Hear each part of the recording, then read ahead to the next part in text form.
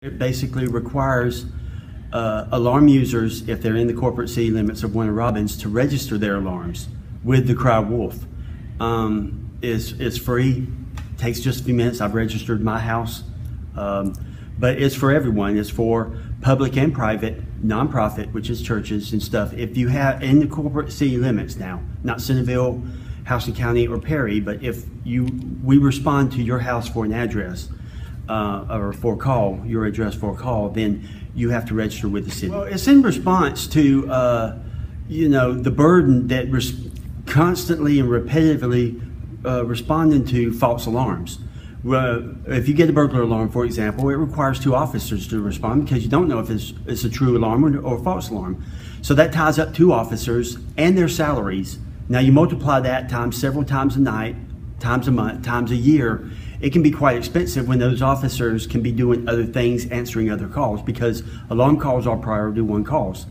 So, they have to answer those type calls. If you're not registered and we respond to an alarm there, then it's a $100 civil penalty for not registered. First and the second are gimmies, and the third one will be $50. And each and subsequent alarm after that is incremented by $25. So your first one's $50, the third false alarm where they charge is $50, the fourth would be $75, and so on and so forth. If you fall into, let's say for example, your 10th false alarm within a calendar year, January to January is the calendar year, and then once the new year starts, it wipes the slate clean, starts over. But let's say you do have an entity that falls within 10 false alarms within a calendar year, then they are notified that they are in non-response status.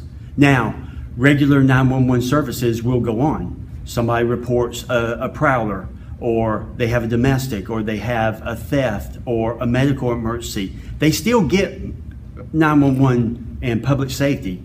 It's just the alarm that they fall into a non-response for. Well, being a family business here for almost 70 years, we've obviously had occasions over the years for security systems and fire alarms and police alarms and all this, because we have locations down by the railroad tracks, down on Armed Forces Boulevard, and we're out here, and of course we've been in Warner Robins for years. So security is very, very important to us, but we also respect those that provide that security for us.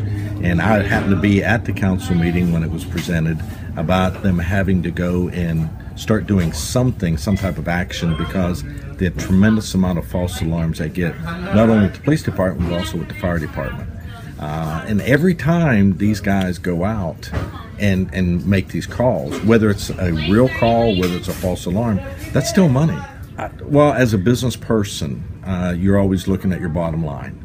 And like a business, I mean, here's sometimes where some of us in business have a little challenge, that we wish government was operated like businesses were. Because when you think of it, the city, the county, the state, the federal government is a business. And it's refreshing to see that sometimes they'll take actions like a business person, looking at their profit and loss, looking at their bottom line, because it is a business. No one wants their taxes to go up, but there's some very real expenses that the government has to incur to provide services for those of us in the community, one being emergency services.